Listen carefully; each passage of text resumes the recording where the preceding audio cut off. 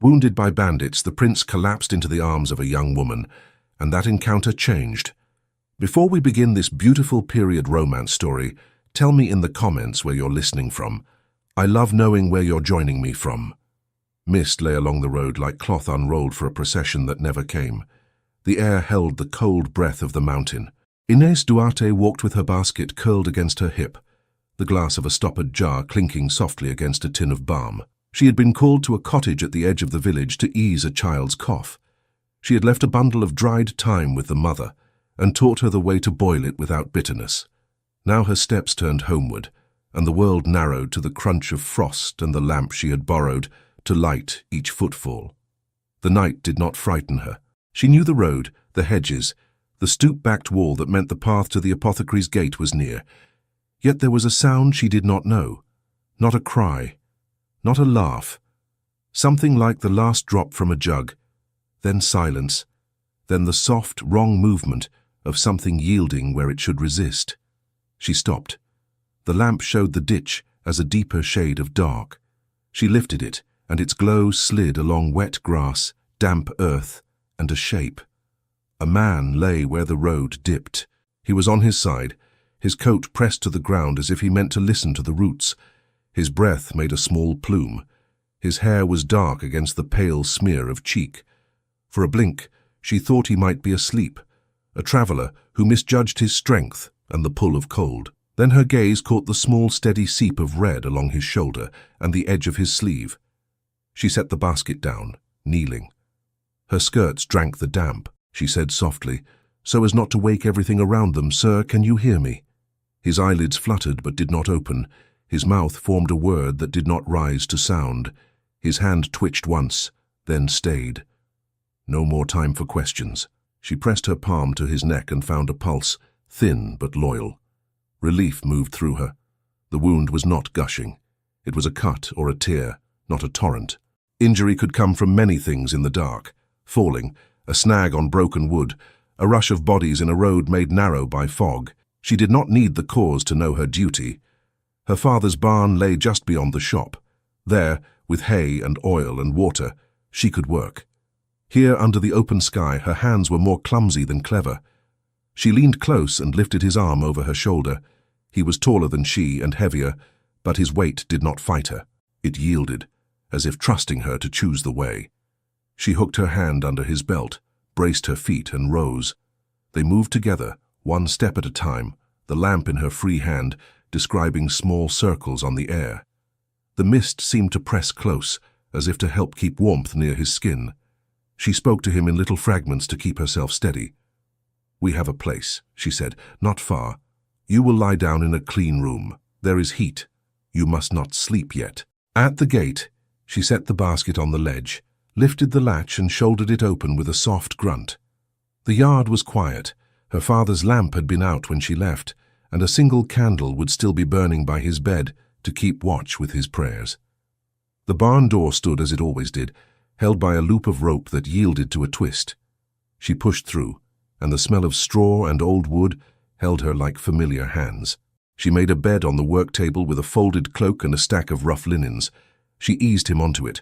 He let out a thin sound, and his eyes opened. They were clear, even in the fog of weakness. They took in the lamp, the rafters. Her face bent over his and did not flinch. "Please," he said. His voice belonged to a man who had spent more hours listening than shouting. He tried to sit. She pushed gently at his shoulder. "You are safe," she said. Small words, firm voice. "Save your strength for breathing. I will see to your shoulder." He watched her as she lit a second lamp and set water by the brazier. He watched her fingers pour and measure and lay out cloths. His gaze had the weight of courtesy in it, even now, as if he was a guest at a table and meant to be grateful for whatever was set before him. When a chill shiver passed through him, he hid it like a bad habit. She warmed the balm between her fingers until it shone. "Had there been a fall?" she asked, as she helped him out of his coat, cautious not to tug anything that might cling. "Did you strike a post, a branch?" He opened and closed his mouth, as if choosing a simpler word from many. "The road was crowded," he said. "There was confusion. I am sorry for the trouble." "Hush," she said. "There is no trouble in simple care. You will speak if it eases you. If it tires you, you will leave it." He nodded. He held to the edge of the table to keep from floating away. He had the hands of a man who had written more than he had lifted, nails trimmed, knuckles smooth. As she folded the coat back, the lining pulled oddly. A seam had caught at the edge where the cloth was worn. She tucked that observation away. The wound lay along his shoulder. It was not deep, but it had opened with movement and wets the cloth again and again. She breathed once to steady, to make her hands remember what they had done many times. She washed away the thin smear of blood. Not a dramatic spill, just the steady insistence of a body that wished to find its balance again. She laid arnica along the bruised skin where the blow had struck, wherever the blow had come from.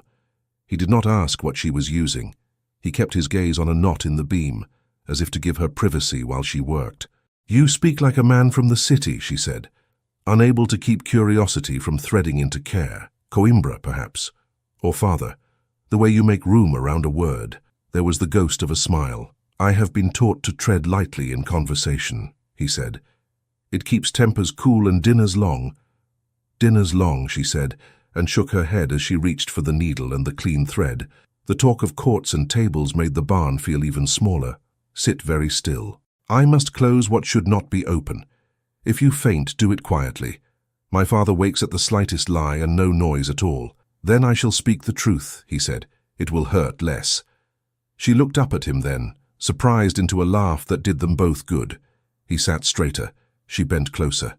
Her breath counted the stitches. Her hand pressed a clean cloth where needful. He did not flinch. He made a soft sound once, swallowed it, and returned his gaze to the beam. He spoke now and then in the pauses between pain.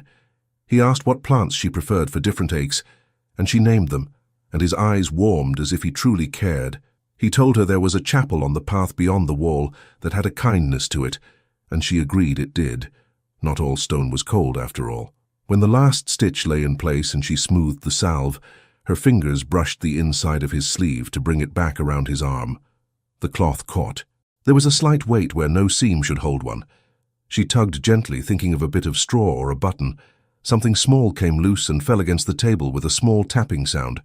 The lamp flame made it a star for a heartbeat. She froze. Breath pooled in her throat. It was a ring. Heavy. Plain, save for a crest carved into its face. She knew that crest, not from finery, but from the seals on letters that had come to the magistrate's office, from a notice once posted in the square on a day of great news, from a stamped wax that had hung from the ribbon of a charter her father kept framed above the ledger. She had never touched it. Now it lay within reach, as if the barn were a room in a palace, and she a lady who could take such things up. His eyes had closed. Weariness had taken him down the last small step. She moved with caution, as if the air itself might be listening. She covered the ring with the edge of her apron and slipped it into her pocket, where scissors and a thimble usually kept company. Her heart beat against it, as if to test its metal. She was not a thief. She reasoned this to herself with care. A ring like that was a key. In the wrong hand, it opened wrong doors. In the right hand, it affirmed a truth. For now, the right hand was the one that would keep him breathing. She bound his shoulder and wrapped his arm across his chest to keep him from too much movement. She tucked a folded cloth at his neck to draw off any damp and set a warm brick near his feet. She poured a tisane and cooled it with a breath, then held it to his lips. His eyes opened. He drank because she asked him to. He looked at her in a way that might have been gratitude or dignity worn thin, or both. She smiled without showing her teeth, a way that did not make promises too large for a small room. "What may I call you, sir, so I do not shout the wrong name should you drift too far away?" she asked. "Call me Rui," he said, after the smallest pause. "Rui is an easy name to carry." "And you are?" "Inez," she said. "It means she who is chaste in stories, though I am only a girl who counts jars and stitches and remembers names when it matters. Names matter most when they are spoken softly," he said. He sank a little into the folded cloak as if it knew him. "Your hands are sure. You must have done this many times." "Many times and never like this," she said, then wished to take the words back for fear they were too grand. She stood and moved as if she had something precise to fetch. It gave both of them a breath. The barn door fit poorly. It had a habit of letting in the least of the wind. Tonight, It seemed to breathe. She went to it and pushed the latch into its notch more firmly. Her father's sleeping room was behind a wall of the shop, not the barn.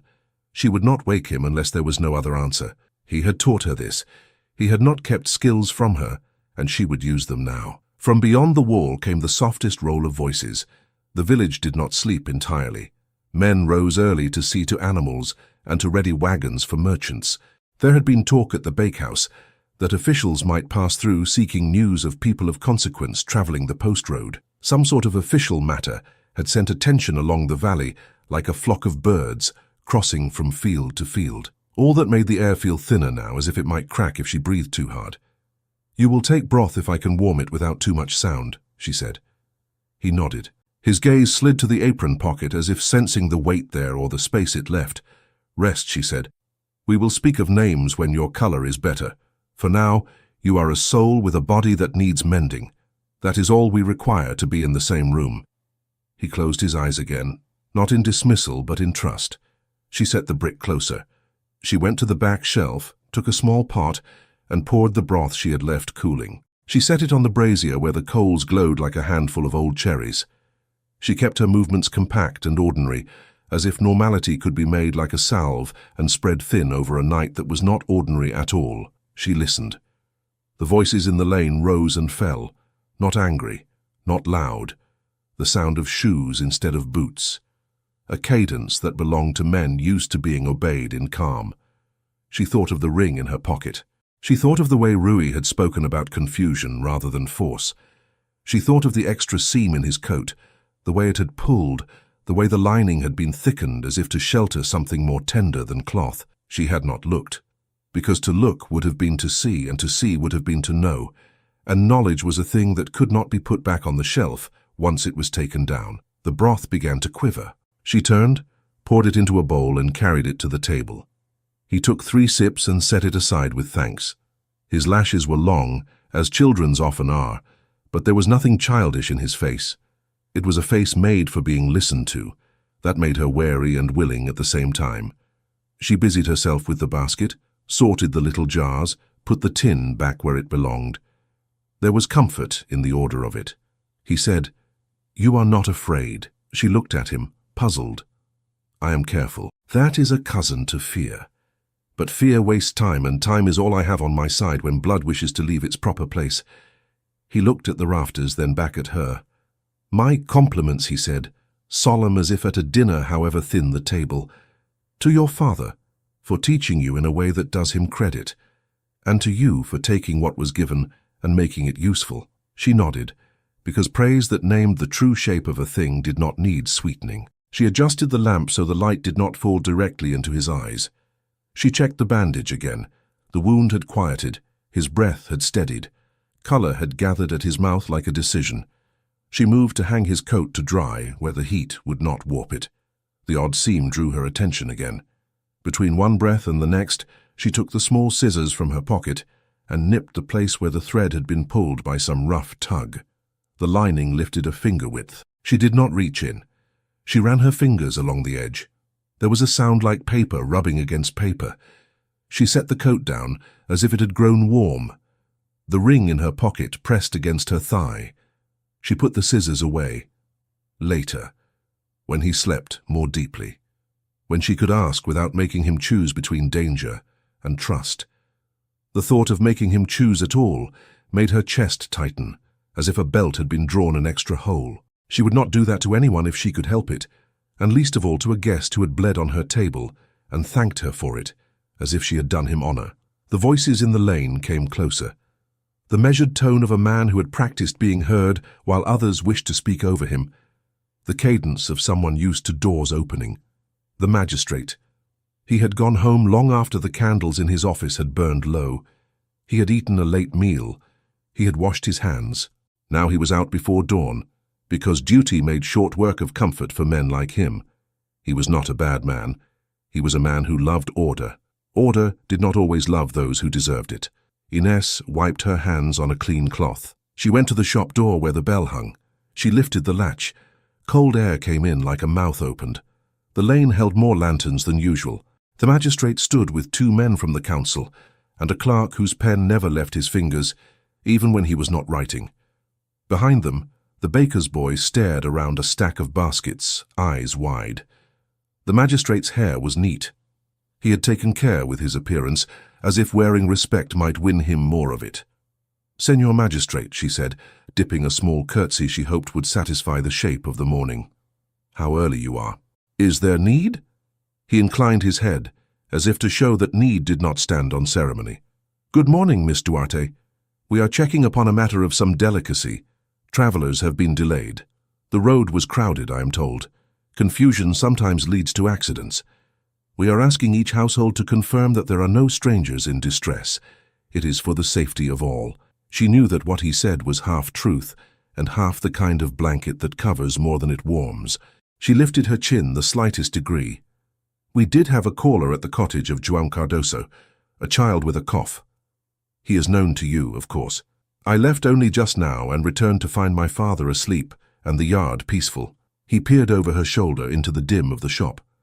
"I should like to see the rooms," he said. "A matter of routine. We would not wish anyone to suffer for lack of attention. You are known for your careful work. We will not disturb your father if he sleeps." She held her breath for a count of 3.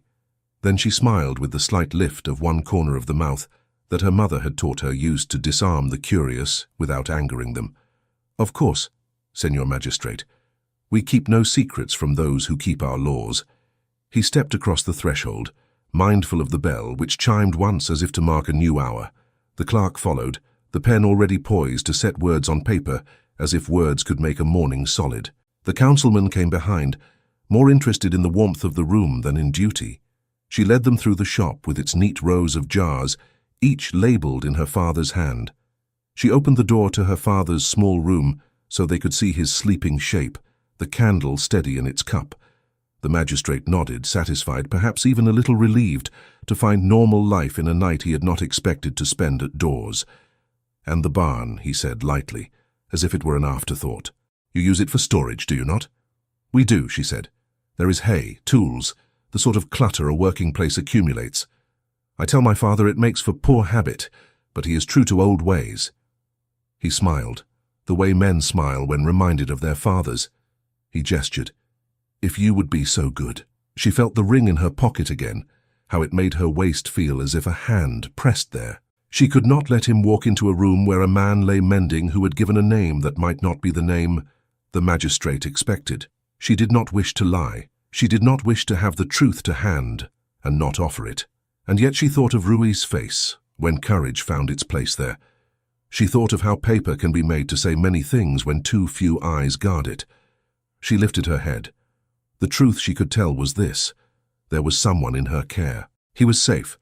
He was not to be paraded. He was a person before he was a problem. "There is a guest," she said. "A cousin. He stopped here to warm himself. He took a fall on the road in the dark. He is resting. I would not show him in his present state to anyone. A man deserves to wake with his dignity. You may come back at sunrise. He will be sitting then, and better able to nod to your good offices." The magistrate's brows rose, not in anger, but at the proximity to a boundary he had not been the one to draw. "A cousin," he said, tasting the word as if it might have a hidden pit. "From where?" "From Coimbra," she said, because the name had already been set on their lips by talk of the university and of officials, and because Coimbra was far enough to be important and near enough to be plausible. He considered. He looked at the pen in the clerk's hand, as if to ask whether ink and paper had an opinion. The clerk shrugged a little, because ink is bold when set to vellum, but timid when asked to lead the way in a barn. The magistrate nodded. "We will return," he said. "But you understand, Miss Duarte, that harbouring persons unknown, even cousins, during unsettled hours may bring questions. Questions beg answers. Answers sometimes carry weight. It is a heavy thing to promise in the dark." "I will stand under what I promise in the light," she said, "and my father with me." He inclined his head again, a mark of respect to both old man and young woman.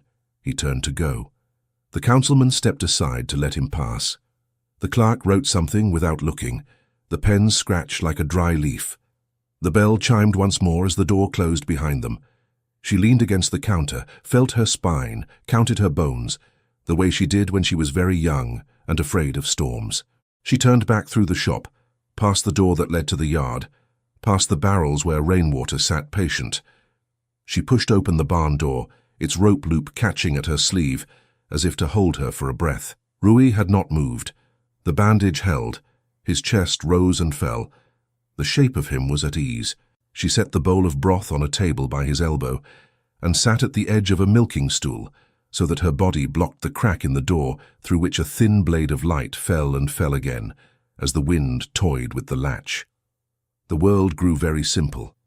It was a barn, a man, a girl, a ring, and the morning somewhere not far away waiting to be invited.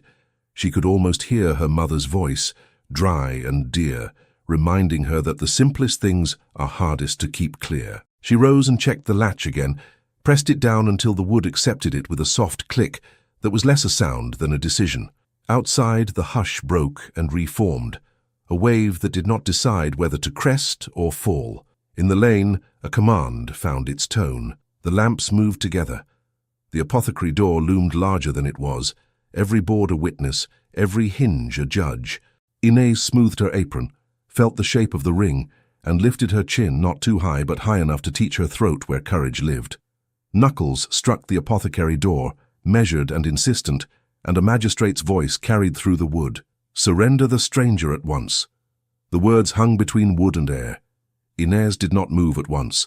The sound carried like cold water seeping under a door, patient and certain. She rose from the milking stool and set her palm on the barn latch, not to open it but to feel how firm it held. Rui slept a thin sleep. His breath skimmed the border between waking and rest. The ring in her apron pocket made its small, steady weight known. She went through the yard, past the rain barrel, past the herbs tied in little sheaves to dry. The apothecary door had 2 bolts. She lifted the top one and left the lower set. A second knock came, and this time it held less ceremony. She answered before a third could teach the wood to bruise. "I hear you, Senor Magistrate," she said, steady. "A moment, if you please." The jar of lavender carded off its shelf in her hand, as if it wanted to be part of a normal morning. She set it down again. She opened the door enough to show respect without giving away the whole room. He stood with the clerk and a different pair of attendants from before. Their faces were new. Their mouths had learned to keep secrets with ease. The magistrate's gaze went to the floor, then to her face. His voice was polite. "Miss Duarte, we require the truth. We call for the stranger under your roof. It is not a request made lightly. These are not hours to test goodwill." Her mouth answered before her pulse could bargain for silence. "He is my cousin," she said, choosing the word already set in their last exchange. "He came from Coimbra and misstepped on the road. He is under care. You will not find him fit to be displayed to anyone. I will not be the one to drag him into the cold. If you must see him, you will do it when light respects a face, not before." The clerk's pen scratched a question mark she could almost hear. The magistrate held up a palm. He weighed options like coins. Then he nodded once, as if awarding her a point in a game he had not agreed to play. "Your cousin," he repeated. "Name him." "Rui," she said. "Rui Duarte." She let the surname be a shield, though it warmed her cheeks to use it so. He considered the shape of it. The clerk wrote the name with neat strokes and waited for more.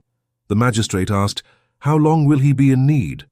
"Until he wakes without wincing when he breathes," she said. "Until he can hold broth and walk without a hand under his elbow. Until his dignity is safe." He stared at her in a way that said he saw a child and a woman at once. He accepted that both could be true. He glanced at the attendants. They looked at their hands and adjusted their shawls. He sighed, not with defeat, but with duty remeasured. "Sunrise, then," he said. "We will return as the bells mark it.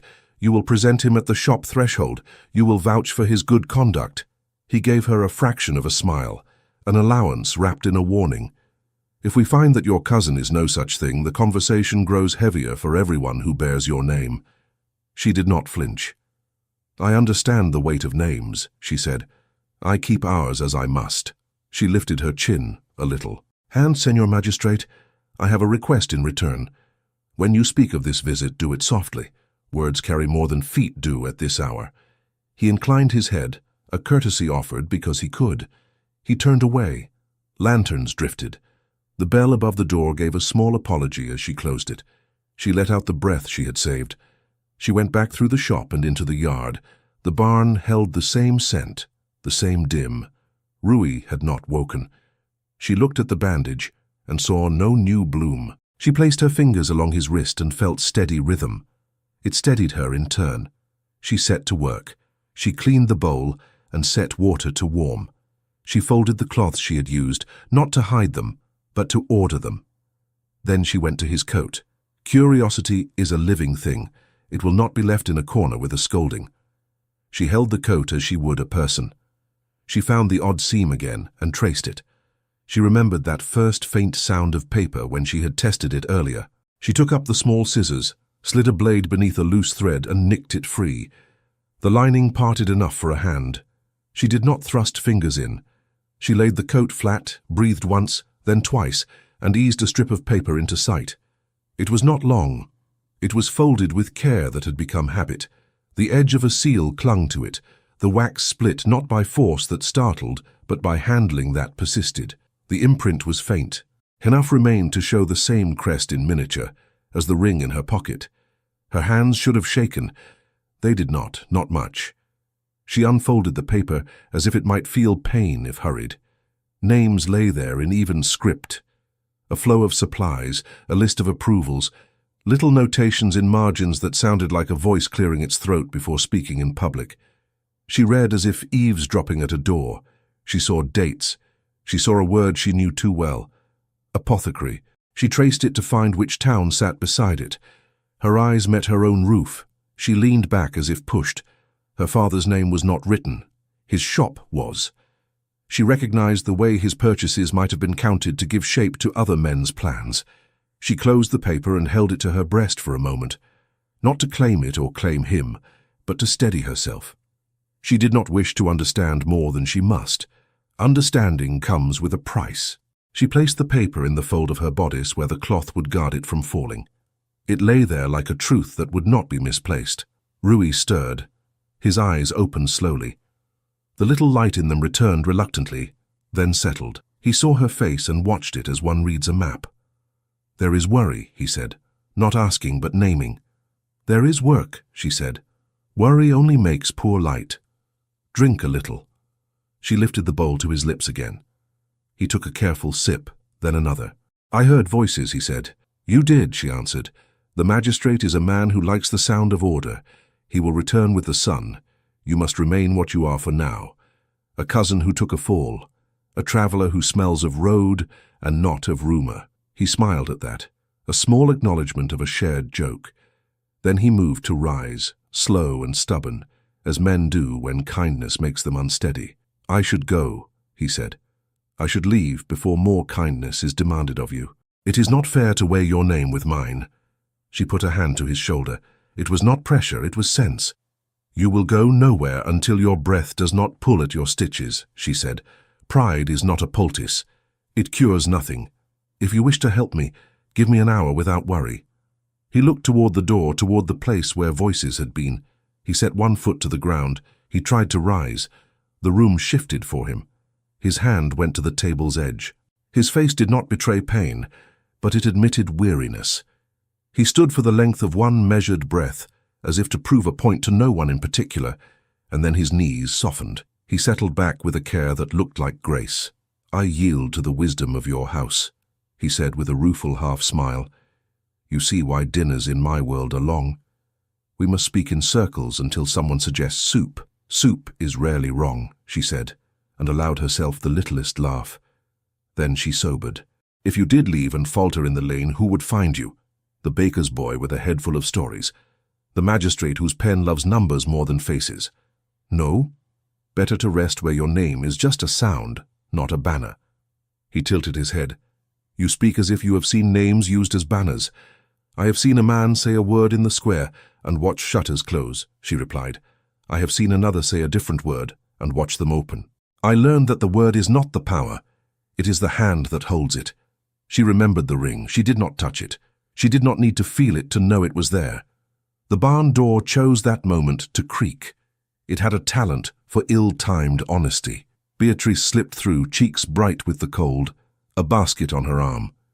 She shut the door and leaned against it, as if it had tried to push her back into the lane. Her eyes flicked to the table, to the man on it, to Inez's face. Her breath came quick and quiet, the kind drawn in the middle of telling a secret. "Do not scold me," she said, before Inez could shape words. "I used the side path. I brought clean cloths. I took the others away in a bundle under baby shirts. If any asked, I said I was making a quilt." Inez's relief was a tide. She moved to Beatrice and pressed both hands to her friend's arms. "You are a saint, sent with a needle," she said. "And you are a wonder with a story." Beatrice gave a small grin that wobbled. "I am only a woman who likes truth better when it is folded once," she said. She sobered. "They are talking at doors." The magistrate went to the miller's and to the barber. "He is polite. He is thorough. He asks for news of travellers. Someone said the coach at the pass did not arrive." She swallowed. "Someone else said there was confusion on the road. No one says more than that out loud. But the way hands move tells the rest." Inez glanced at Rui. His gaze had grown intent without hardening. He watched Beatrice as if learning lines in a play that mattered. "This is Rui," Inez said, choosing the name again because it had become a thread she did not want to drop. "He is a cousin. He is not well enough to be interesting to anyone but me." She met Beatrice's eyes and begged with a look for the kind of loyalty they could afford. Beatrice nodded with the speed of a needle going in and out. "Cousin," she said, and smiled at him with the respect one offers a stranger who will soon be a friend. "You look as if the bed is trying to teach you patience. Be taught. It will do you good." She set the basket down. "I will take the linens," she went on, "and stop at my aunt's to speak of the price of thread. Loudly, in front of anyone who cares to turn an ear." There was the faintest ring of laughter in Rui's eyes. "We are very grateful," he said. "I shall pay you in patience if nothing else. I have an abundance. You will pay me by getting well and by letting Inez sleep sometime this week," Beatrice said. Her gaze darted again to Inez. "There is more," she said, and her voice dropped. "The magistrate asked if your father keeps careful accounts. I said he breathes by them." He did not smile. He asked what merchants come through most often. I told him the names you would have told him. He nodded. He said words like inventory and oversight and provisional. She made a face as if tasting a bitter tea. Then he said he would call again when the bells allow him respect. Inez felt the paper against her skin. It seemed to warm as her worry did. She thought of her father's ledger, the pride he took in a clean column and a page without blot. She held Beatrice's gaze. "Thank you," she whispered. Then, more briskly, because briskness keeps tears where they belong, "Take the linens. Leave by the back. If anyone asks, say you came for rosemary against winter lungs." She turned to the shelf and took bunches of the herb, wrapped them, and tucked them into the basket so the scent would tell the story before Beatrice's lips had to. Beatrice took the basket and stood very still a moment. She looked at Inez as if to say, "You are past the part where a friend can ask if you are sure." Then she nodded. "Courage," she said simply, and vanished into the grey edge of the yard. Inez turned back. Rui's gaze was on the ceiling again, but it was a courtesy to her, not a retreat. She went to his side, checked the bandage with a hand that felt each thread give safely. "You will stay," she said, because she needed to hear it aloud. "For now," he agreed. Then he added, with a tone that was half apology, "I asked you earlier what herbs you prefer for rest. I ask now what you prefer for courage." "Tasks," she said, "small ones. One after another. We will name them and do them." She looked at his coat. She thought of the paper. She thought of telling him she had found it, and of the way the truth would enter the room and rearrange the chairs. She chose another small task first. She set the kettle on to boil and poured him a fresh cup of tisane. He drank. He rested. She counted the breaths between one worry and the next. The morning swelled around them, a tide that did not care for human plans. The lane grew louder. A cart rattled by, then another. Then a runner's feet in a hurry that had more purpose than exercise. The baker's boy whistled a tune that changed time like a ribbon catches on a nail. Doors opened. Greetings were exchanged with too much cheer. It was the sound of a village keeping its balance in a wind. Inez went to the coat again. "There is no good time to be brave, so it might as well be now," her mother would have said. She took a breath and looked at Rui. "Your coat had a seam that misbehaved," she said. "In it there is a paper. I did not want to find it. I found it. I read as little as I could and too much all the same. There are names and numbers and the shape of errands that touch my father's livelihood." She waited for anger or fear to change his face. Neither did, not as much as she expected. Something like relief crossed it, quickly, and then hidden. He reached, not toward her, not toward the coat, but toward the space between them where words travel. "Thank you for telling me," he said. "You could have done many things. You did the one that keeps us both honest in a room where truth is easy to misplace." She nodded and brought the coat to him so that he could see the opening she had made. He did not scold. He did not praise as if she were a child who had guessed a riddle. He only looked at the seam and then at her and said softly, "This complicates your day, and I am sorry. It complicates more than mine," she said, because saying less would have been a lie. He waited. She did not make him beg for the rest. The paper lists approvals and the moving of goods. It uses our shop to point at other places. It will be used to point at us if someone wishes to keep their own name out of the conversation. She laid the truth gently, as if putting a baby down to sleep. He closed his eyes for a beat, then opened them. The quiet between them gained weight. He set his palm flat on the table. "I traveled with that paper because light cannot be made without tinder," he said. "If there is shadow, there must also be the thing that casts it. I wanted proof that could not be swept with a sleeve. I did not mean for it to touch you. I do not ask your forgiveness. I ask your patience. I ask your help." The words were not commands. They were requests wrapped in the humility of someone who had been sure of many things and now was sure of fewer, and grateful for that. A sound at the yard gate cut through his last phrase. Not a knock, not a greeting. A scrape, a hesitation, and then a laugh with no humor in it. There are men who laugh like that when they have found what they did not dare hope to find and do not yet know whether to be pleased. Inez felt her skin prick. She moved to the crack in the barn door and looked through. The lane beyond the yard was not empty. 3 figures stood near the shadows where the wall turned. She recognized one by posture, by the way he kept his boots clean without seeming to try, by the way his hands spoke even when his mouth was quiet. Captain Lobo had called in and out of the village for years. He bought eggs and bread and information with equal grace. He owed no one money because he paid with promises and with favors arranged in daylight.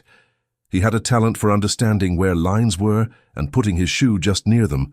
He stood with 2 companions who could have been cousins, or could have been the sort of men who have many cousins because family is a useful word. Lobo's gaze moved over the yard in a friendly way, as if he were a neighbor admiring paint that had not chipped. He saw the herbs tied to dry and nodded at them as if they were doing well. Then his eyes caught on something near the rain barrel, a scrap of nothing the wind had teased loose. He bent and picked it up between 2 fingers. Inez's breath caught. She knew that color, that sheen. The bit of wax from the broken seal had been no bigger than a thumbnail. She had thought it lost in the straw. The wind had thought otherwise. Lobo held it up to the morning, as if to see whether it would catch the light. He squinted and his mouth lost its smile for a heartbeat. He turned it over once, twice, learning with his fingers what his eyes already told him. He looked up. The friendly gaze had not returned. He did not call out. He did not knock. He touched his companion's sleeve with 2 fingers. Just so. The other man leaned in. Lobo's lips barely moved. He spoke a word meant only for those within reach. His tone was warmth wrapped around something cold. "It's him," he said, "the prize. He's here." Inez did not let the words take root. She moved before fear learned the room. She went to the table and put her hand on Rui's shoulder. "Wake," she whispered. "We must go by the back path. Do not argue. Save your breath for the hill." His eyes opened as if he had been waiting for this summons. He nodded and tried to sit. She steadied him with her forearm under his good elbow. He swung his feet to the floor. The floor felt unsteady to him. He breathed out through his nose like a man who had learned to master discomfort by making it smaller. She wrapped his coat around him and fastened only the top button, the rest hanging loose to leave his side free. The edge of the open seam brushed her palm. She did not look down. He glanced toward the door, then to her. "How near are they?" he asked, voice low. "Near enough to smell our past lies," she said, then softened it with a half-smile. "And near enough to see our courage if we let them. Follow me." She took the lamp and cupped its glass with her hand to tame the light. The barn held its breath as they slipped through. She eased the rope from the peg that secured the small side gate. The yard greeted them with a wash of damp air. She listened. The lane held a murmur like bees. Nothing surged. That would come later. She led him along the back wall where mint grew stubborn in the cracks, then through the narrow gap where the stone had shifted years ago and never been corrected. The garden of the neighbor's workshop lay quiet. The apple tree held its limbs like an old aunt guarding a secret. Ines moved under its boughs into the field beyond, where frost crisped the ground. Rui kept pace. He did not complain. He stumbled once on a rut, and she caught him by the sleeve and pulled him forward with a strength that surprised them both. He smiled at that, as if glad to be pulled by someone who meant what she did. She set the lamp down once to listen. Voices drifted, worried and official at once. They were counting doors. Good. That meant the lane took up attention while the hillside forgot to look. The path at the hedge's far end rose between two low walls. The stones were dark and slick. The mist leaned over like a neighbor with advice. "Here," she said, and put his hand to the top stones to guide his steps. The chapel's bell tower would be a smudge against the pale when the mist lifted. For now, the path knew their feet. They climbed without conversation for a time. Breath made small plumes. The lamp drew circles that slipped and reformed on the stones, obedient to her hand. Rui's jaw set in a line that looked like resolve rather than pride. He rested once against the wall and closed his eyes, not to sleep, but to gather the ground beneath him. She waited, one hand on the edge of his coat, the other holding the lamp low to keep its light hidden. The smell of rosemary from her pocket rose when the lamp warmed her apron. It made the world feel like a kitchen instead of a hiding place. "You know this path," he said at last, quietly. "I know every path that leads to a place where quiet keeps people whole," she said. "It is my work. It is my pleasure." He nodded and let that settle. Then he added, as if speaking to himself, "Quiet is a luxury in rooms where power sits. I did not know I missed it until tonight." "You will learn to keep it in your pocket like a handkerchief," she said. "Pull it out when you need it." He gave a small laugh that did not carry. The chapel appeared out of the grey like a thought one had been trying to catch. It was small. Its stones were not impressive. Its door stuck in damp weather. That meant it resisted fools and drafts with equal fairness. Ines set the lamp on the step, pressed her shoulder to the wood, and eased it open with a little groan that sounded like an old man waking and asking whether the day was necessary. She held it wide enough for Rui to pass. He ducked his head, a habit of respect learned in rooms where low doorways were rare. Inside, the air was cooler, not cruelly, but as if to keep one alert.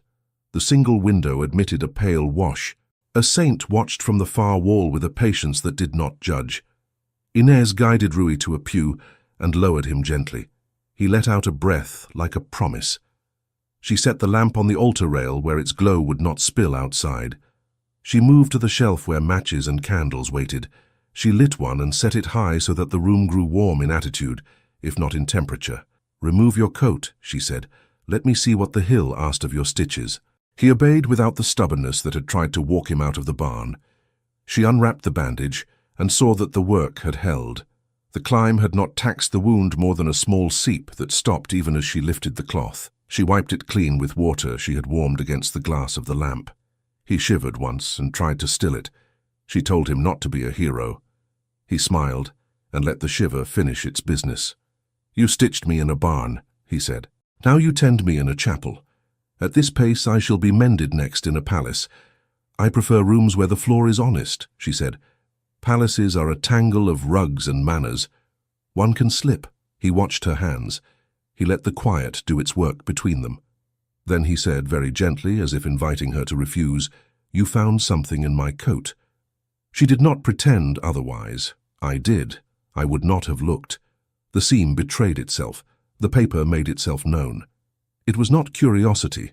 It was obedience to what fell into my hands. "And what did it tell you?" "That men enjoy moving goods as much as they enjoy moving words," she said. "That some signatures travel faster than others. That my father's shop, which keeps honest accounts and modest stock, may be used as an innocent name on a list that means something less innocent to those who wish it so." She kept her voice flat so that panic could not use it as a ladder. His mouth hardened for a heartbeat, then eased. He did not argue that she had read too much or too little. "Your worry is warranted," he said. Your father's name must not be a bridge to other men's purposes. He looked at the ring on his finger and turned it once, then twice, as if thinking with his hands. She reached into her bodice and brought out the folded paper. She did not hand it to him yet. She held it between them like a candle one is about to pass. "This is tinder," she said, "not for burning, but for catching light. It will show faces. It will show how smoke has been made to drift where it suits certain windows. If we bring it to the wrong room, it will be called a misunderstanding, and we will be told to go home and be grateful we were corrected." He met her eyes.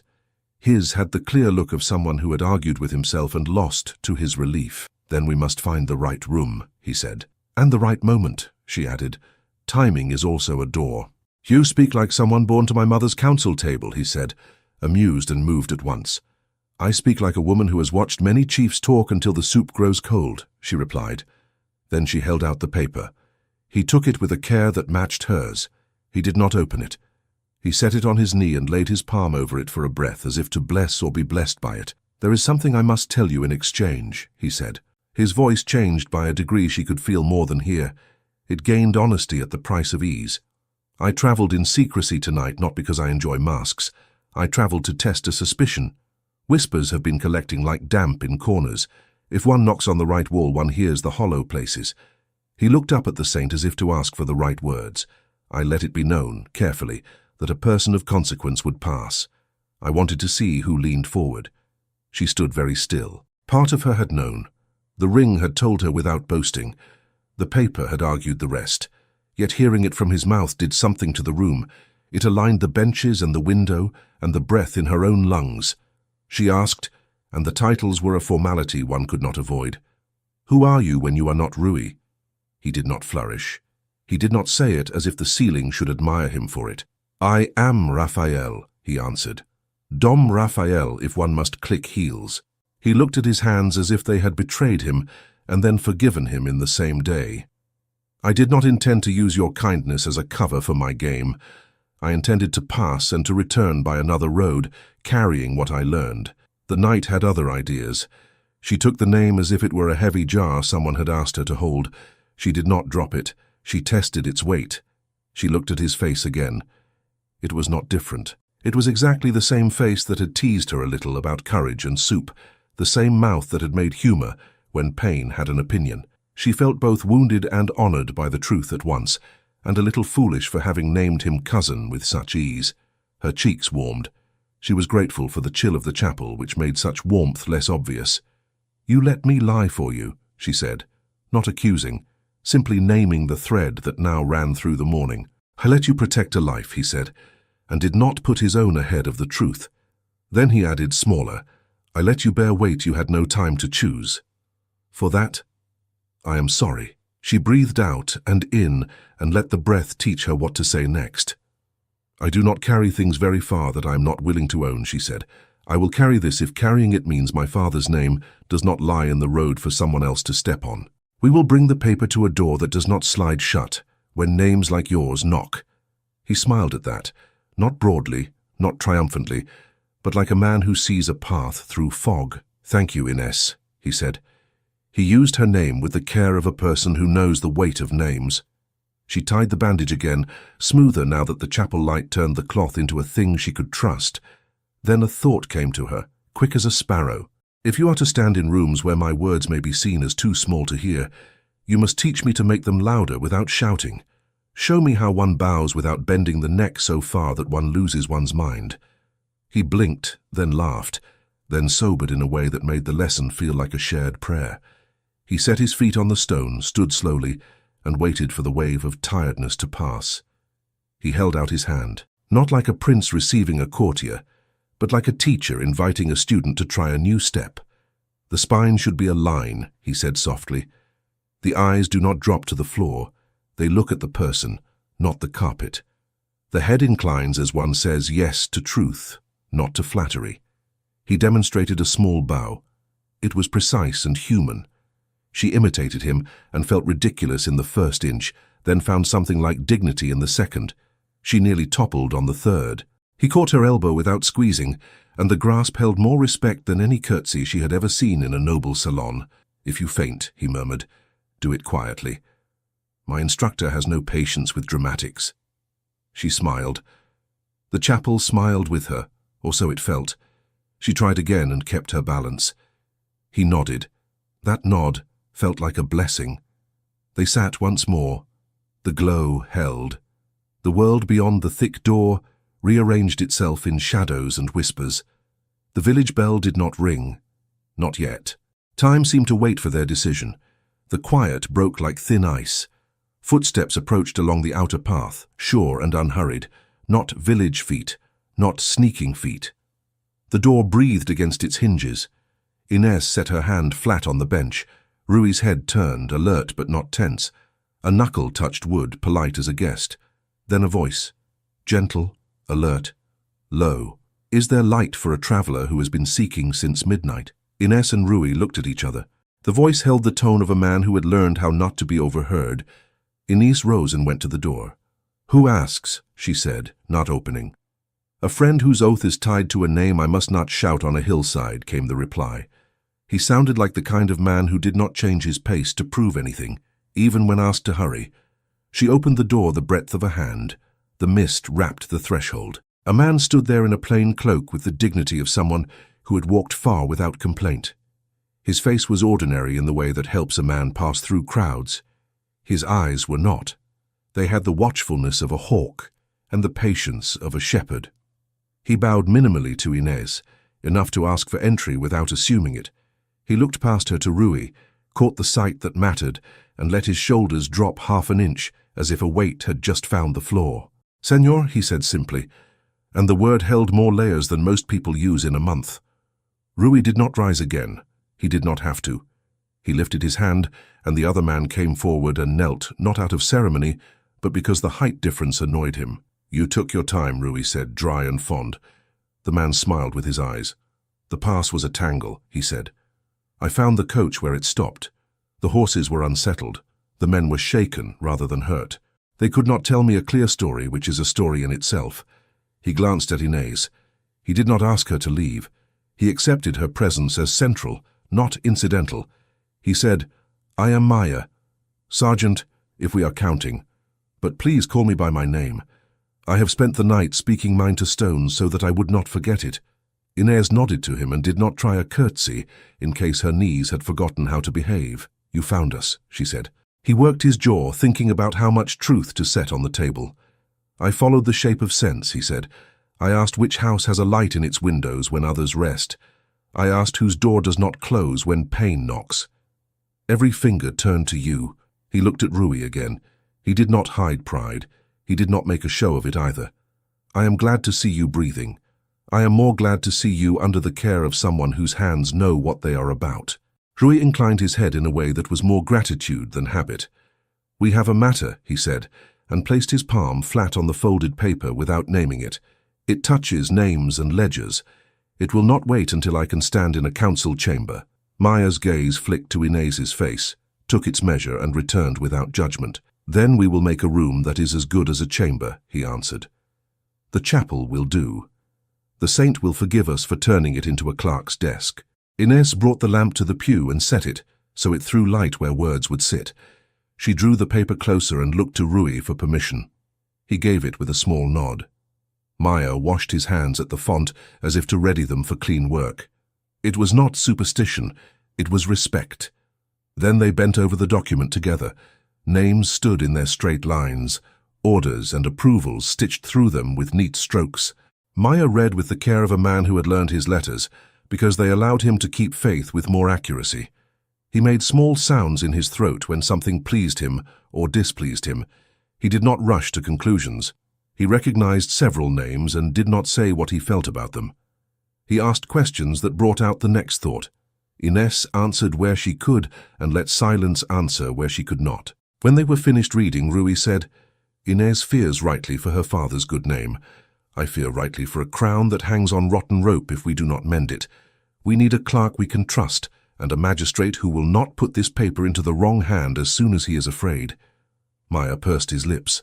"I know one clerk in Coimbra who loves ink more than men, and thus can be trusted to honor ink properly," he said. "And I know which magistrates love neatness more than truth. We will not trouble them. We will use our feet, our eyes, and our luck." He rested his hands on his knees. "But there is the matter of getting from this hill to a table where the paper will be copied without meddling. And there is the matter of who watches your door in your absence." Ines felt the words like a chill. Maya's proud line of work meant that he had already thought 3 steps ahead. He looked to her, not to command, but to consult. "What is the shape of the village this morning?" he asked. She told him about the magistrate's visit and his promise to return. She told him about Beatrice's errand and her quick tongue used for their good. She told him, lastly, about the man in the lane whose eyes read more than the words on a page. Maya knew the name before she gave it. He said it with dislike he did not bother to hide. "Lobo," he said, and the name sat badly on his tongue. "He has charm like a clean coat. He steps around puddles that other men do not notice. He will not leave a thing alone once he finds a loose thread." Rui tapped the paper. "Then we must knot the threads before he tugs," he said. "Maya, you will go ahead and ready the clerk and the room. I will follow when I can walk like a man rather than a bundle carried by friends." Maya's eyes crinkled. "You will not be carried. You will be guided," he said. "There is dignity in being wise enough to accept a hand on a steep path." He glanced at Ines. "May I be frank? You would not serve him well if you were otherwise," she said. He gave her a quick, respectful nod. "If you walk with him, you make a shield. That is not a wall," he said. "People will see you. They will hesitate to push. There is a superstition about harming those who carry good work in their hands. Use their superstition. Let it buy us time." She heard the little truth hiding in his advice. Her presence would both expose and protect. She accepted it because it was better than letting fear tie her up, while harm walked around her cleanly. "I will walk," she said, "but not until we tell my father where his shop stands in others' mouths. He will not forgive me for choosing without him." Maya's mouth softened. "He has raised a daughter who speaks like a partner," he said. "He deserves his share of the day." They began to plan. It was not grand. It was a list of tasks that could be done by feet and hands and words. Maya would go down the steep path that cut behind the chapel to the mule track. He would borrow a cart under pretense of needing to move sacks of flour and use it to carry a few bundles that were not flour at all. Ines would bring Rui down the gentler path through the olive grove where the stones were less treacherous. They would cut through a courtyard that belonged to a cousin of the miller who had no love for Lobo's kind of smiling. They would cross the square only once. They would move as if they belonged to the morning, not as if they were running from the night. Before they could rise to take the first small step, the chapel took a breath with them and held it. Then it gave it back in the form of a sound that did not belong to a quiet plan. A bell rang below, not the small tone of a house, not the noble peal that calls for celebration. It was the magistrate's bell, swung by a hand that meant business. 3 slow strokes. The sound climbed the hill as if carried in a bowl. It meant summons, census, attention.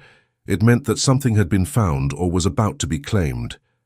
Ines closed her eyes once and opened them. She listened. The second sound was softer but sharper, like a thread pulled through cloth. It was a voice carried by many mouths at once, because that is how news runs in a village without needing feet. "The apothecary," the voice said. "The apothecary." The words reached them not by magic, but by the simple arrow-straight path of worry. Maya went to the door and looked down the hill with a care that spoke of long practice. He did not curse. He did not run. He came back to them and kept his voice steady. He did not soften it to spare her. He said the name she did not want to hear and said what that name had done. "Lobo has taken your shop and holds Tomas Duarte." Maya did not waste breath on alarm. He took hold of the plan with both hands and bent it toward the new fact. "You will not rush," he said. "You will walk as if this is a day for errands. Ines, bring the paper and what you need to speak plainly. Senor, keep your coat buttoned enough to show respect and open enough to ease your side. We will go down the olive path. I will go ahead to the magistrate and request that all parties be brought into one room. He will like that. He likes rooms where he can see every chair." Shanace's mind leaped to her father as a flame leaps to twig. She felt it, then calmed it. "I will not go without telling him I come," she said. "He will not be paraded without knowing for what reason his daughter walks beside a stranger." "You have my word," Maya said. He looked down the hill again. Lobo will not drag him through the square. He prefers to look civilized. He will escort. That buys us the time to turn escort into witness. They left the chapel. The door closed with a sound like a blessing. The olive grove received them with its grey-green hush. The path was kind. It sloped without springing traps. Rui kept pace. His breath lived close to his ribs, but he did not wince. Inez walked half a step ahead and listened to the ground. Words reached them in threads. Talk of a man sitting in a chair he did not own. Talk of a ring of faces around a work table. Talk of a daughter whose name meant careful hands and stubborn spine. They came to the courtyard of the miller's cousin. A woman sweeping paused and watched them pass, then shut her gate, not to shut them out, but to keep other eyes from peering through. They crossed the lane where the cobbles always tripped those who did not know them. They kept their heads level. They reached the square, which felt like a stage not yet set. The magistrate stood at his post with a face arranged for calm. He did not shout. He lifted a hand. The gesture turned noise into attention. He looked over the heads in front of him and found Inez in 2 heartbeats. He did not smile. He did not frown. He moved his hand the smallest distance to invite her forward. Rui followed. Maya appeared from a different angle, as if the ground itself had brought him. Lobo stood to the side of the apothecary door, speaking to Tomas in a tone a neighbor might use when praising weather. His companions leaned against the wall as if it were friendly. Tomas sat on a chair from his own shop, back straight, hat in his lap. He scented the air as he did when a mixture might curdle. He saw Inez and looked at her face before anything else. It told him what mattered. He nodded once, fast, an agreement to a plan that had not been laid out for him. He rose and Lobo's hand touched the air as if to suggest remaining. Tomas did not acknowledge the suggestion. He crossed to the magistrate with his daughter coming from the other side, like the echo of his stride. "Senor Magistrate," Tomas said, respectful enough to keep the world neat. "I am ready to answer questions that belong to me. I am not ready to hold words that belong to someone else." He looked at Lobo's fine coat and then at the ground, as if the ground needed reminding that it should not applaud the wrong thing. The magistrate seized on the word belong. He loved it. He loved its sense of boxes and labels. "Let us belong to the record," he said. "We will set down what is known and mark clearly what is conjecture." He gestured toward the office. The door opened as if it had been listening. Inside, the benches lined the walls like people waiting their turn. A table stood at the center with room for ink and dignity. The clerk Maya had promised had already been fetched by Maya's quiet network. He stood with pen in hand, and a face that adored neatness for its own sake. He nodded to the magistrate, to Rui, to Inez, to Tomas, to Lobo, in that order, not because of anything, but because some order always comforts a man who loves to write. Councillor Alvaro Coutinho arrived the way a polished shoe arrives on a carpet. He did not hurry. He did not look so much as he surveyed. His smile did not assume it would be returned, because he had learned to be patient with admiration. He greeted the magistrate with warm phrases that seemed to have been rehearsed in a fine room and then lowered for provincial ears. He praised the village for its cooperation. He regretted the disturbances of the night that had led to misunderstandings. His eyes rested lightly on Tomas, as if to bless a devoted man caught in the net of other people's carelessness. The magistrate made room for all. He loved how tables made room for all. "We will hear in order," he said, satisfied by his own prudence. First Miss Duarte, who found a traveller in distress. Then the traveller, who will identify himself as he sees fit. Then Master Tomas, whose shop has been mentioned. Then any man who has something to add that will not waste ink. No one objected. Ink won often in such rooms. Inez stepped to the table. Her father's breath stood beside her. Rui's calm sat behind her like a chair. She did not clear her throat. She spoke. "Last night I returned from a house at the edge of our village where a child coughed," she said. "I found a man by the ditch, cold and hurt and alone. I carried him to our barn because my shop was closer than a physician and faster than prayer. I stitched what had been opened by confusion. I gave him broth and a bed of linen. He spoke as one accustomed to the care of trained hands. He thanked me. No one interrupted. Even Lobo looked politely interested, because he wished to appear in step with any tune played. She went on, laying facts like tiles in a walkway. Our magistrate called before dawn, seeking persons unknown. I told him I had a cousin. That was not the truth. It was a delay. I do not love delays. I used one to give a man privacy to own his name. A murmur moved through the room and then knelt politely and waited.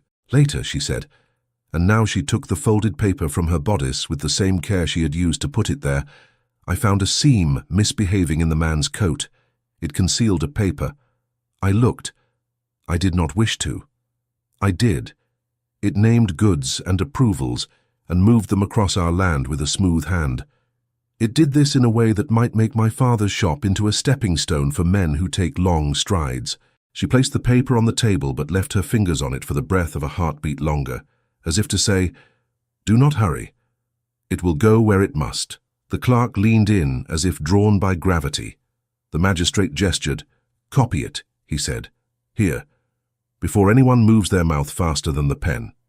The clerk began at once, the scratch of the nib a sound like rain in a drought.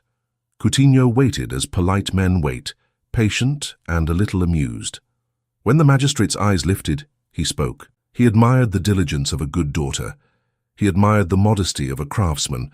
He admired how, so often, villages produce exactly the sort of people who keep the realm from tipping over under the weight of heavy matters. He cautioned against reading malice where there might be only haste. He told a story about a shipment of wax that had been logged twice by the same clerk because the second cart had arrived at the noon hour and confused the ledger. He smiled. It was a good smile. It interrupted suspicion like a spoon tapping a glass. He continued with grace. The realm needed order, he said. Order was achieved when men in their places allowed processes to do their work. If there had been irregularity, that was troubling. If innocent names had appeared where guilty names should stand, that was grievous. It would be corrected. He looked at Tomas and let kindness pour from his tone. A man so careful as our apothecary could not be the source of any stain. Of course not. That the shop appeared in a sequence of records was only proof of its centrality in the village's good. He paused to let satisfaction collect. Inés watched the faces of the room, not Coutinho's mouth. She knew how people looked when they wanted to be persuaded, and how they looked when they had been. She saw some relax. She felt her spine request her attention, as if to remind her that standing upright sometimes requires a decision. She spoke again, not to contradict but to add a thing that did not fit well with oil. "Counselor," she said, and her voice made the title sound like a borrowed coat. "In the paper there are notes in margins that are not a clerk's. They are a guiding hand's. The hand writes the same phrase in two places. It writes, 'Approve the smaller man because he will not ask questions.' It writes, 'Delay the large order until the inspection is moved to a later date.' These are not phrases of a mistake. They are phrases that build a path for some and a wall for others. My father's shop has no wall to climb. He cannot afford one. He has only his name. It should not be used as brick for anyone else's architecture." Coutinho's smile thinned. He admired cleverness less when it made work for him. He drew himself up the smallest degree. "My child," he said, which was a mistake because the room contained her father and a prince he had not yet noticed. The world of supply and policy contains phrases you might misinterpret. He softened. "You have done a kindness. That is clear. Leave the sorting to those who sort for a living." She did not flush. She made her voice a shade lighter, as if to show she could be gentle while insisting. "Sorting that hides the sorters is not sorting," she said. "I've read enough ledgers to know when a note is meant to be seen and when it is meant to lead the eye away." The magistrate liked this. He liked that his pen's work might matter today. He gestured to the clerk. "Read a passage," he said. "Read it twice." The clerk obeyed. The words hung not in poetry but in sequence. Even a man who preferred rugs and manners could not pretend they were only careless. Rui had said nothing. He had sat, breathing with the room. He watched Coutinho's fingers, not his smile. He watched who nodded when and who looked at the door as if it might help them. He let the moment ripen until it was ready. Then he stood. He did not step onto a chair. He did not pound the table. He stood in a room that doubted it would ever see a prince and then realized it already had. He lifted his hand, and the signet ring caught light. He did not thrust it forward as a threat. He allowed it to be recognized as a tool meant to open the right drawer. "Counselor," he said, and he did not adorn the title. He offered it the plainness it deserved in that breath. You will think me ungrateful for making your morning difficult. You will be wrong. I am grateful that a village and a clerk and a magistrate have given us a different kind of room than you prefer. One where a daughter can be heard before a man with friends in the capital has finished his story. There was a collective intake, quiet and full. Coutinho swallowed the start of a bow and corrected it into a nod. He calculated faster than most men. He discovered in an instant that the person he had hoped would be delayed on some country road was standing 3 paces away. He adjusted. He let his voice grow warm. "Senor," he said, "your presence honors us. I am distressed to see you in discomfort. Had I known—" "You would have brought a carpet and some finer words," Rui said, "and there was no malice in it. There was only the refusal to sink into a cushion when a wooden chair was telling the truth." He looked around the room and counted them as his people, not as categories. This morning requires clarity. A paper exists. It shows what haste and habit can do when men believe themselves safe from ordinary eyes. We will let the ink speak. We will let names stand. We will correct what must be corrected. We will do so in public enough a way that small shops do not suffer for large hands. He set the ring on the table, flat, as if leaving a weight to hold down paper that wants to fly away. The magistrate's eyes shone. The room breathed out. Coutinho tried one more path. He spoke of loyalty as if it were a blanket to spread over cold facts. He spoke of the dangers of panic. He looked at the door as if it might offer him a friend. The door did nothing. The clerk read again. The magistrate made notes with a diligence that almost trembled. Tomás kept his hat in his hands as if it were the rudder of a steady boat. Rui turned to Inés then, in a moment that belonged to neither record nor policy. He did not lower his voice. He let the room hear the thing that mattered. "I asked you to carry weight you did not choose," he said. "You carried it with a grace that embarrasses my training. I will not ask you for more. I will offer you the rest." He paused, not for effect, but to be sure that he said what he meant and not what a prince ought to say. "Inés Duarte," he continued, "if you would consent to walk beside me beyond this morning, I would be honored. I ask not to place you in rooms where you must change yourself to be heard. I ask because I know I am better when you stand near enough to remind me of what a steady hand feels like. I will not make you a secret. I will not make you an ornament. I will make you a partner if you will have a man who must often sit at tables and ask for ink to outpace habit." He had not kneeled. He had not raised his voice. He had put a life on the table in a room where men pretended only paper mattered. Tomás's hands froze on his hat. The magistrate looked at the clerk, who looked at the page, who wrote anyway because habit is not always the enemy. Lobo's mouth curved, but whether in admiration or calculation not even he could say. Coutinho's smile went brittle. Beatriz was not there, but a knowing seemed to pass through the village, even where it had no ears. Inés felt the room shift its weight to see what she would do. She felt the old fear she had kept folded small for years lift its head, that a door would close behind her and make her arms useless to people who counted on them. She met her father's gaze. He nodded. He did it with no flourish. He had loved her mother with the same small nod one morning over bread. It had been enough then. It was enough now. She spoke. "Senor," she said to Rui, because form mattered, even when one whispered, "My answer is yes, but it is yes, shaped like the life I have. I will not stand in a room where I cannot smell camphor now and then. I will not learn to ask permission to help a child with a cough. I will not trade my apron for a lace that catches on everything. If you can love a wife with ink on her fingers and tincture on her sleeves, then yes. If you need a lady who does not smell of rosemary, I am ill-suited." Rui's relief was so plain, it made even the clerk look up and smile. It was a relief that said he had hoped for exactly this and had been afraid to name it. "Then I am a fortunate man," he said simply. The magistrate cleared his throat, not to break the spell, but to remind the world it had other work. "We have a declaration and a document," he said. "We must do justice to both. Master Tomás, please step forward." He did. The magistrate lifted a pen. In full view and in neat script he wrote, "The shop of Tomás Duarte is henceforth publicly affirmed as blameless in the matter under inquiry. No man will speak against it without evidence, and such man will answer to this bench." He held the pen up like a bell. He asked Rui to place the ring's imprint beside the script as a sign that the promise was not local gossip. Rui pressed the signet into warm wax while the clerk watched, as if ceremony were a recipe to be followed without a pinch too much salt. The seal took. It made the page look suddenly like a thing that could stand on its own legs. The magistrate held it up for all to see, then handed it to Tomas, who received it as he would a tool he would use every day. He slipped it into his coat with the care given to a new cure. Coutinho's options narrowed like a path above a river. He tried charm one last time. He turned to Lobo and spoke lightly as if he were discussing bread. "We have inconvenienced a good shopkeeper," he said. "Make amends. Ensure his door is thought of kindly. Show that we are men whose memories are long when gratitude is owed." It was a smooth way to retrieve ground without showing the scramble. Lobo agreed at once, bowing shoulder and head as if they shared a joke. "Of course," he said. "The village loves Master Duarte.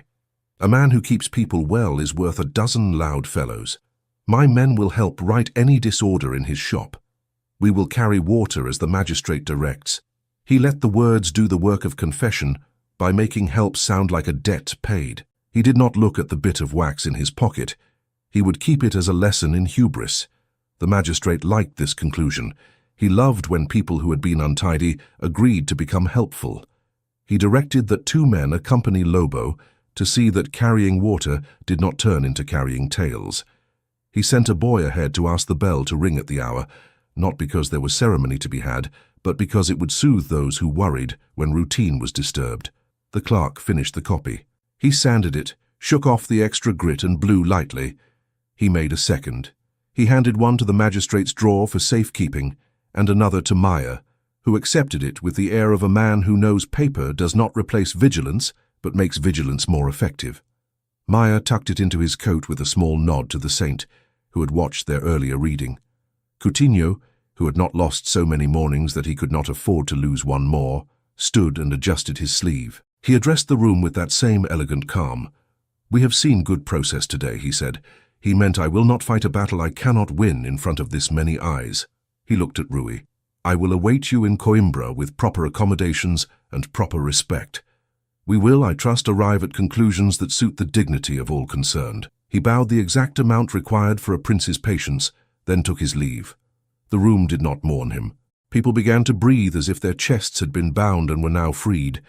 The magistrate spoke with practical satisfaction. "The morning has been busy," he said. "Let us return to our tasks with a clearer slate than we had when we began." He looked at Inez and Tomas. "If any tongue wags at your door today, send it to me. I will give it a pen to hold until it remembers its manners." Tomas went to his daughter. They did not embrace in a way that asked for attention. He put his hand over hers for a moment, a grip that said, "We stand." He looked at Rui. He took his measure the way a man decides whether a shelf will hold a jar. Then he bowed with his head, a slow one, born of gratitude rather than awe. "Señor," he said, "you have honored us by letting our small roof shelter you when your name could have required a better. If you ask for my daughter, you must accept that she will always count jars before she counts invitations." "I would not ask otherwise," Rui said. He meant it. Tomas believed him not because he had a ring, but because his voice had lost the need to be believed. Beatriz slipped in at the doorway then, breathless and shining with the relief of finding something where one feared there would be a hole. She had a folded piece of cloth and a ribbon to make it seem necessary. She stood on tiptoe to peek around heads, and then found Inez with her eyes like a bird finds seed. "Well," she mouthed. Inez lifted her hand so that Beatriz could see the ring that had sat on the table and now warmed her palm. Beatriz covered her mouth and laughed into it, the kind of quiet laugh that mends tired hearts. Maya took charge of the practical lines that lead out of big moments.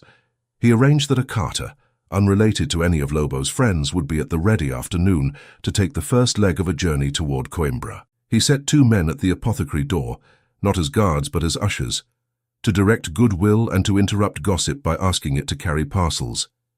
He spoke with the baker's boy and gave him a task so that his whistle would carry cheer instead of rumor. The ring returned to Rui's finger. He did not spin it. He looked at it as if it were not a toy but a tool. He turned to Inez in the middle of the ordinary bustle. He did not whisper in a corner. He spoke where bread and ink and patience meet. "There is much to do," he said. "If you wish to catch your breath, I will wait. If you wish to walk with me to your door, I will be proud." She took his offered arm lightly, not clinging. "Pride is a poor walking stick," she said, "but I will walk. We will see the door unbarred. We will let the day know to behave." They went out together. The square was brighter, as if a cloud had decided to move. The bell marked the hour without drama. The people watched without staring. Lobo had already disappeared down a side street, with 2 sober citizens acting as his shadow, a small correction that felt like fresh air moving through a close room. The apothecary door stood open. The shop smelled of rosemary and honesty. Tomas stepped in first and set the sealed statement on the counter as if it belonged exactly there, between the mortar and the jar of licorice root. He straightened a ledger that had been disturbed and returned a stool to its place. He tied on his apron as if he were tying the morning to the day that would follow.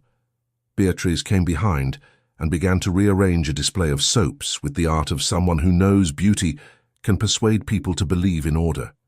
Neighbors trickled in with thin excuses and real congratulations hidden in the purchase of camphor and sugar drops. The magistrate passed along the street, not to intrude but to be seen, so that his face would do some of the work of calming without more words. Maya vanished and reappeared in 3 places in a quarter hour, as men like him do. Rui stood close enough to the counter to ask what arnica cost for a man who insisted on walking before he should, and far enough not to crowd those who needed to buy what they had come for. Inés served 2 customers and then turned to him with a look that softened without losing focus. "We will go to Coimbra," she said.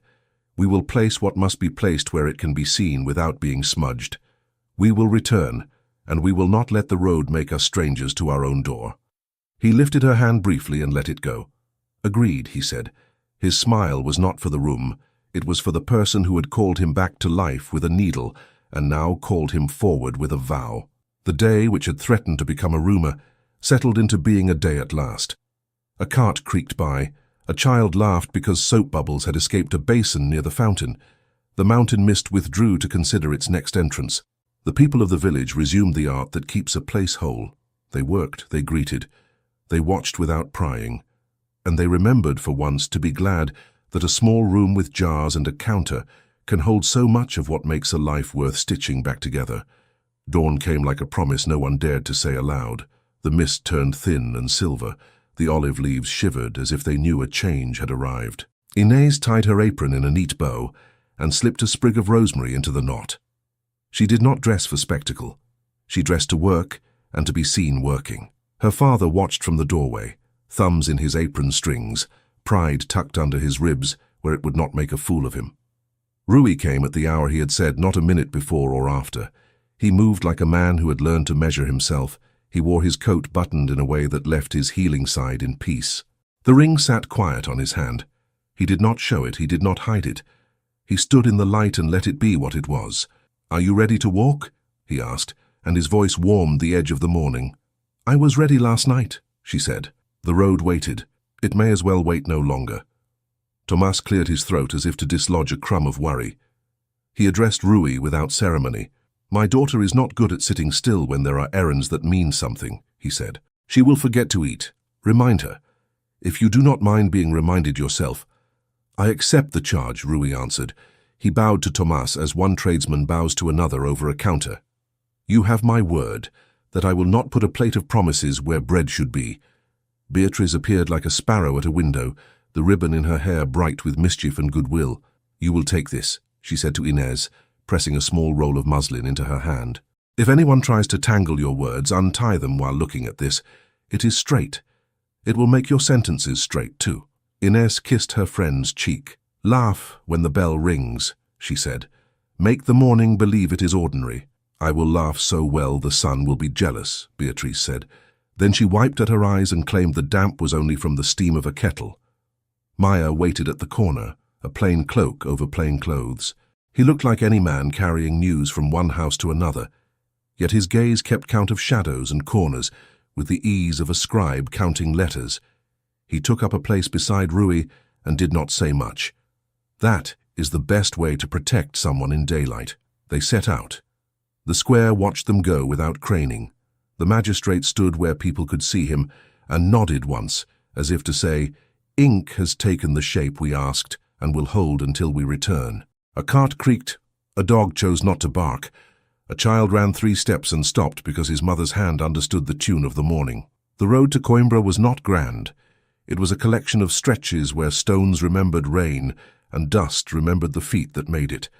They walked and they rode by turns, for the cart Maya had promised met them beyond the line where the fields gave up their claim to the horizon. Rui offered Inés the seat and took the step beside the wheel. She refused once and then took it, because stubbornness breeds blisters. He accepted the step and did not make it into a sacrifice. They crossed a bridge that had seen vows and quarrels, children's games and merchants' tallies. The planks gave softly underfoot, as if to remind them that wood remembers feet and has no opinion about rank. The river below kept its own counsel. Inés paused in the middle of the span. She looked down and then up. The morning light made a path on the water, as if someone had dropped a ribbon of gold and it refused to sink. "Do you keep your courage in your pocket still?" Rui asked, gentle. "I do," she said. "But on bridges I keep it in my throat. It helps with breathing." She touched his sleeve with 2 fingers and did not make more of it. He turned his hand so that his knuckles brushed hers, a quiet pact made without speech. They moved on. They reached Coimbra as noon considered itself. The city met them with the bustle of men who like to be seen walking with purpose. Maya led them to a door that did not advertise itself. A clerk with a clean collar opened it and looked past them at first, the habit of a man trained to see lists before faces. Then he looked again and saw what mattered. His mouth softened. He set a table at once. "We will copy," he said to Maya, without asking who commanded. "We will stamp. We will place names where names cannot wriggle." "Thank you," Maya answered. He did not waste praise. He had chosen the right man. That was praise enough. The room filled with the sound of quills. The ink held steady. Rui did not dominate. He signed where he must, and stood back where he could. He watched men do their work with the respect of one who knows that the realm is kept afloat by those who can read a line without reading into it. Inés stood beside him and read as well, not because she doubted, but because seeing words set in order calmed the body like a cup of broth. When a question rose, she answered it in the shortest phrase that would hold truth. A small audience gathered at the door because curiosity is a citizen in every city. They did not crowd. They knew which mornings could not afford it. A messenger went out and returned with another official. This one had a careful mind and a poor memory for faces. That is a useful combination in some rooms. He read the copy, read it again, and looked at the signatures and the seal as if they were the only ornaments he trusted. He set his stamp beside them, and the sound it made felt like a foot stepping onto dry land. By late afternoon, the paper had become papers, one for the magistrate's drawer, one for the clerk's book, one for the provincial board that keeps the habit of writing minutes that outlive moments, one for Tomás Duarte's counter, one that would find its way quietly and efficiently into the hand of a person whose quiet authority made Councillor Coutinho's reach suddenly shorter. No one argued loudly. No one needed to. A decision made in good ink avoids the need for raised voices. Their work done, Rui turned to Inés. The day had gathered a fatigue that did not ask permission. He did not ask whether she was tired. He asked if she would like a cup of tea before they returned. She agreed. They sat at a small table by a window that looked onto a courtyard, where Ivy had learned to be dignified. The tea came with a slice of bread that had nothing to prove. "You said you would not trade your apron for lace," he began. "I will not ask you to. But there will be places where eyes will turn when your name is spoken with mine. Are you ready to ignore some of them and teach others to behave?" She smiled at the bread as if it were a lesson. "I have ignored eyes before," she said.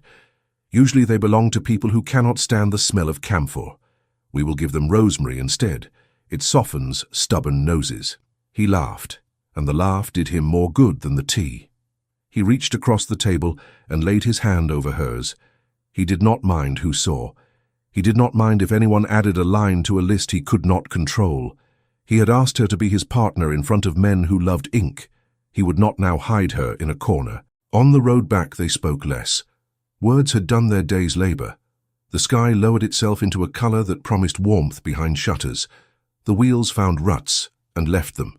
The cart horse flicked its ears. Maya walked ahead with the stride of a man taking responsibility for the stretch between two safe places.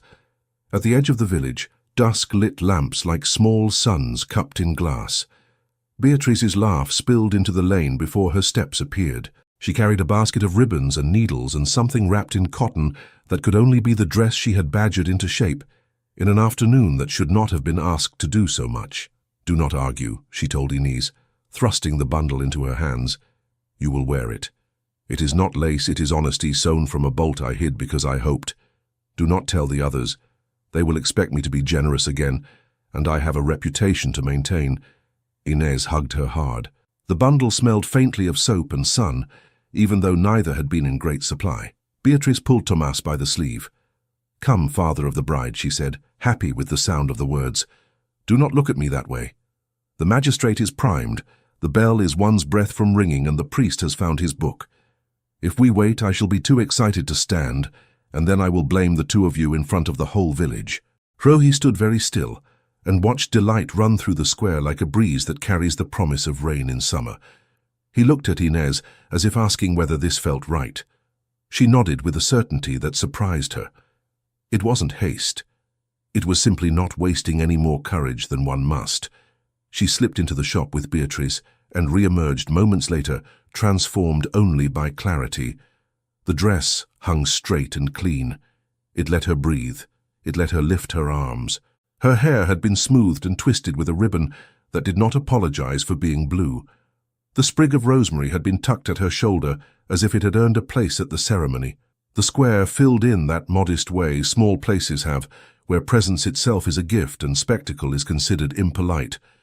The magistrate stood with his ledger, not because he would write their vows, but because some part of him believed that all important things should be accompanied by a pen. The priest came from the chapel with a book and a smile that had mended many quarrels. Maya stationed himself where he could watch without intruding. Even Lobo, under watchful escort, had found a place at the edge of the crowd, hands folded, mouth subdued into something like respect. He did not dare spoil a scene that would remember him unkindly. He would learn to choose better mornings for his talents. Tomas took his place beside Inez and put her hand into Rui's, as one places a good tool into a pair of worthy hands. He did not make a speech. He cleared his throat and said what needed saying. "May your house be one where doors swing easy to the honest and heavy to the sly," he said. "May you never run out of clean cloth. May you always know when to boil water." The priest made the sign that calls attention to the right things. He spoke the words in the order that people find comforting. "Do you?" he asked, and each answered before the other because they had already spoken their promises in the hard part of the day. When the time came for rings, Rui lifted the signet from his hand. For a breath, the square smelled again of sealing wax and orders given far away. Then he held the ring not as power but as pledge. "This began as a key," he said quietly, letting the nearest hear and the farthest read his mouth. "It will end tonight as a circle, if you will." He held it to Inez as if offering a task instead of a treasure. "Make it ours." She did not hesitate. She slid the ring onto a ribbon that Beatrice had conjured from some miraculous pocket. She tied it about her wrist with a strong knot, and then reached for the simple band Tomas had kept in his coat since noon, because a father plans even when he pretends he does not. She placed it on Rui's hand with care. He returned the gesture, and in that exchange something invisible settled into place like a part of a loom finally aligned. The square seemed to feel it. Breath went out like a blessing. The priest closed his book and opened his hands. "I could speak at length," he said, and a ripple of amusement soothed nerves near and far. "I will not. You have spoken with deeds. Let your days speak the rest." He lifted his hand and brought it down softly, the gentlest kind of end and the best kind of beginning. The bell rang then, not in alarm but for joy. It took up the tune of the day and made the corners of the square join in. Children clapped because no one had told them not to. The baker's boy produced small buns that had somehow found their way into his basket in the last hour. The fountain asked to be admired and was. Beatrice cried openly and then laughed at herself and declared she would embroider that very moment if only anyone could teach her to stitch the sound of a bell. Rui took Inez's hands and drew her a little aside, not to hide but to step into a smaller circle within the larger one. He looked at her, as if cataloguing everything he hoped never to forget. The curve of her mouth when she made up her mind, the way her shoulders set as if ready to carry a weight and dance under it at the same time. He lowered his head, and she lifted hers, and they met in a kiss that was both new and inevitable. It was not a show. It was a promise sealed in the language that needs no witness, and yet thrived under the eyes that loved them. Their lips parted and laughter slipped between them, not because anything was funny, but because joy has a habit of making sound when it cannot bear to be still. He rested his forehead against hers for a breath. "Thank you," he said, "for everything I know about you, and everything I do not know yet, and get to learn. You will learn that I count jars when anxious," she said, "and that I prefer to walk in the rain without a hood if the air smells right, and that I burn porridge when I read while stirring. I can live with all that," he answered gravely. "I will fetch the rain and eat the porridge and watch you count jars until I know every label by heart." They turned together and let the square fold around them again. Hands reached out and touched their sleeves and their shoulders and did not pull. The congratulations were simple and clean. "May you never run out of rosemary," one woman said, squeezing Inez's fingers. "May the ink always dry true," said the clerk, who had found his way here because he couldn't bear to miss the sequel to a good document. Even the magistrate forgot to look for his pen for the space of a full minute. As evening buttered the edges of the roofs, lanterns appeared like stars someone had hung at human height. Music found itself in the clapping of hands and the tapping of soles. A violin emerged from a case and remembered how to be bright. Tomás danced with Beatriz once, badly and with dignity. Maya was pulled into a circle by two grandmothers who had known him since he walked under their tables. Lobo stood with his shoulders back and discovered that watching honest joy stung more than any scolding. He left before he learned whether that sting could be medicine. Inez and Rui danced, not the polished steps of a court that likes patterns, but the easy turning that comes of being glad to be in the same breath. He kept an arm near her waist without claiming it. She kept a hand near his shoulder without demanding it. Their eyes did most of the talking. "Thank you," his said. "I am here," hers returned. "Stay," both said, as if the night might try to steal either away. Later, when the music had softened into the rustle of people content to linger, they slipped away to the barn, where the first stitches had been laid. The lamplight made a circle as small and as generous as the one that had held them before. The table was clear now, the cloths folded, the brick replaced with a newer one because habits, once found useful, are hard to give up. "Here," he said, "because words are more honest when there is little to distract them." "Here," she agreed. He looked at the beam where he had counted knots to keep from gritting his teeth. He smiled at it as one smiles at an old teacher. Then he looked at her again. "I will fail sometimes," he said. "I will say a thing too smooth. I will believe a man because I want to be done with listening. Remind me." "I will fail sometimes," she said. "I will make a cure too strong and a tea too weak. I will send you out into a rain that turns the road to paste because I love the smell of it too much. Remind me." "I will," he said, "with courtesy when I can and insistence when I must.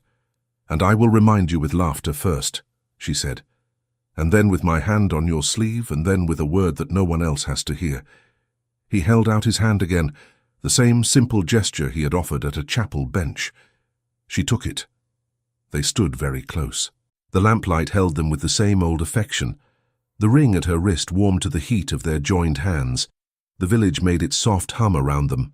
The square sighed like a room that had had good company and would clean itself in the morning. The river kept its opinion to itself. The mountain settled more fully into the dark. The world did not change its shape to suit them. They found a way to fit themselves to it without giving up what mattered. Before they blew out the lamp, Inez took a needle from its dish and threaded it. She tied a knot with confidence and put it by the ring on the table so that the last thing they saw before sleep was the pair of them side by side. A circle and a point.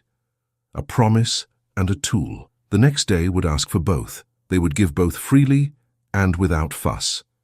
In the morning, the shop door would open, and the first customer would be a man with a sore knee and a good story. The second would be a woman buying lavender, because the scent had become a way to say I was there, and I saw and I cheered when the bell rang. The magistrate would stop by to borrow a pinch of something not listed on any official inventory and return it twice over. The clerk would send word that ink holds fast. Maya would vanish into the places that need attention, and turn up with bread and news when least expected. Ines and Rui would argue amiably about whether porridge can burn if attended by two people in love. They would learn each other's ways the way careful people learn a craft, by doing, by watching, by correcting, by forgiving, by laughing, until the mistakes grew small enough to be kept in a jar and admired for how harmless they had become. When the lamp went out, the darkness was not a threat. It was only the other side of light. They had brought their own. They knew how to tend it now. They would guard its wick, pinch it when wind misbehaved, trim it when needed, carry it into rooms where truth sometimes avoids work, and make it set a shoulder to the task. Love had come to them not as an accident, but as a choice made over and over in small gestures, in stitching and in standing still when asked to run, in telling the truth when silence would have been easier, in holding a hand at the right time and letting it go at the right time to take up a jar or a pen. It felt like the first deep breath after a fever breaks. It felt like a door that opens without creak. It felt like lamplight, steady through a night that had lasted long enough. Thank you so much for listening to this story all the way to the end. We hope it moved you as much as it moved us while telling it. We'd love to hear your thoughts. Leave us a comment telling us where you're listening from and what you liked the most. Rate this story from 0 to 10. What score would you give it? If you enjoyed this story, don't forget to subscribe to the channel and leave a like as a show of support. That really motivates us to keep creating and sharing more stories full of emotion and life lessons.